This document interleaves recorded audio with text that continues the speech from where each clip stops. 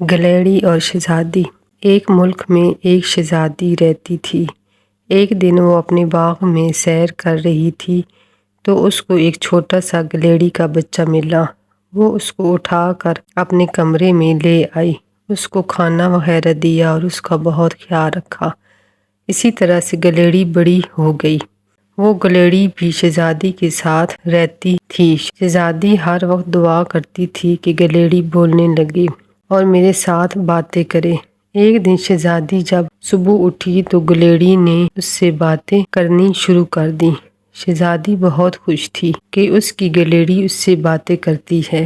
ایک دن شہزادی کی منگنی ہو گئی تو گلیڑی بہت پریشان ہو گئی۔ شہزادی نے کہا کہ گلیڑی تم پریشان کیوں ہو؟ تو گلیڑی کہتی ہے کچھ دن بعد تمہاری شادی ہو جائے گی تو میرا خیال کون رکھے گا؟ میں تو بھوک سے مر جاؤں گی، اسی لیے تم مجھے باغ میں چھوڑ آؤ تاکہ میں وہاں پر اپنے دوست وغیرہ بنا لوں۔ شہزادی کہتی ہے ٹھیک ہے تم چلی جاؤ۔ گلیڑی صبح ہوتے ہی باغ میں چلی جاتی اور شام کو آ جاتی، پھر گلیڑی کا ایک دوست بن گیا۔ گلیڑی نے شہزادی سے کہا کہ میں اپنے دوست کے ساتھ ایک درخت پر گھر بنانے جا رہی ہوں، تم مجھے اپنی شادی پر بلانا، میں تمہاری شادی پر آؤں گی۔ یہ کہہ کر گلیڑی باغ میں چلی گئی۔ اب شہزادی کے شادی والے دن آ گئے تو شہزادی نے اپنے خادموں سے کہا کہ شاہی طریقے سے گلیڑی کو لے کر آنا، تو اس کے خادم ہاتھی کو سجا کر گلیڑی کے پاس گئے اور کہا گلیڑی ہم آپ کو لینے آئے ہیں۔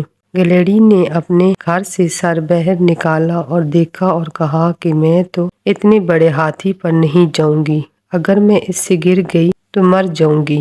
خادم واپس جا کر ایک گھوڑا لے کر آئے، پھر گلیڑی دیکھتی ہی کہتی ہے میں تو اس پر نہ بیٹھوں، اگر گھوڑا دوڑ گیا میں تو اس سے گر کر مر جاؤں گی۔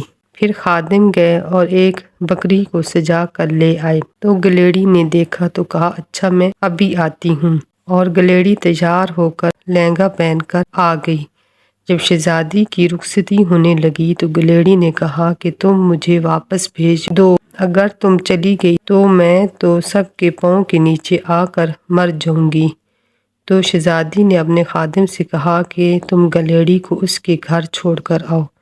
پھر گلیڑی اپنے ساتھیوں کے ساتھ ہنسی خوشی رہنے لگی۔